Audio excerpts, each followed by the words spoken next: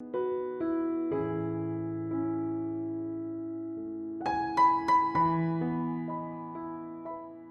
today's lecture is about the triangle that we need to know about the videography with the DSLR.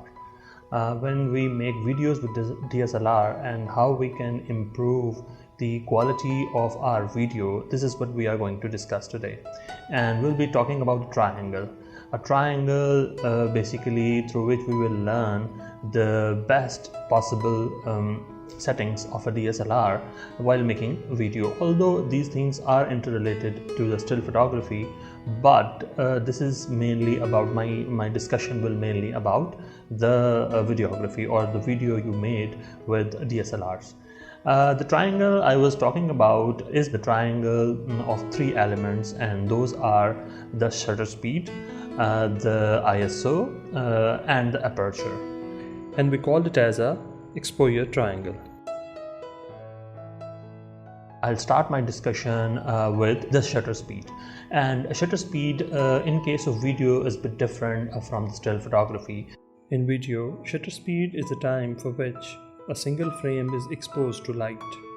The setting of shutter speed, what we are required for the video, is a formula called as the 180-degree rule, that when you have a frame rate, the frame rate is basically the number of frames in a second that is captured by a camera, and those are basically the television standards.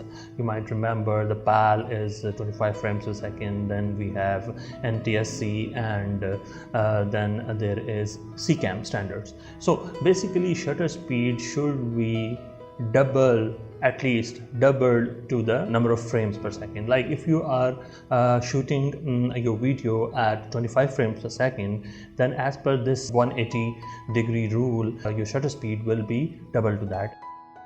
We do it because if we decrease the value of shutter speed lesser than the double of the frame rate, our video will be motion blur. The second thing is the ISO, and ISO is basically the sensitivity of the sensor of your camera. Its value varies from 100 to 12,000 plus.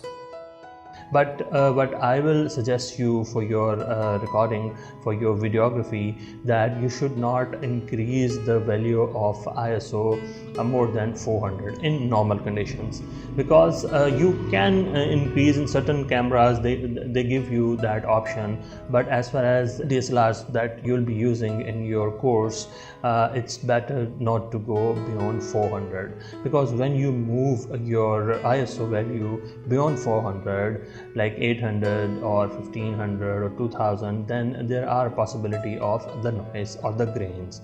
This is I'm talking about inside, and if you are recording or making videos outside, then there will be no issue, because naturally there is more light and you can easily have your ISO at about 200 or 300. But do remember that few students try inside video that they increase the ISO because they say that there is lesser light. So ISO is not an alternate to your artificial light that you people are supposed to do while your video. It's not a good idea to shoot your video inside or indoor without the artificial light that you use, LED lights, whatever you like to use, but you need to have light in certain conditions, and there only ISO cannot help that. The third thing which I am going to discuss is the aperture. Aperture is opening of the lens, how much the lens is allowing light to enter into your camera or your sensor. So it is discussed in the form of f-stops.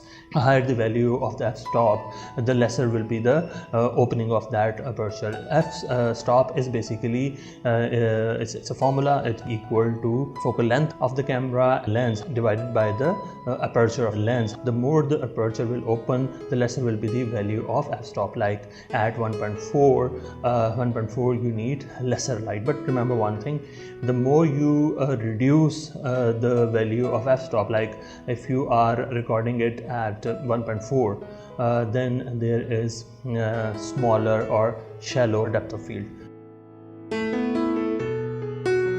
Depth of field is basically the area which is focused by a camera. So if you need to have deep focus, or if you have a larger area under focus, you'll be using higher value of f-stop like 3.5 or more than that.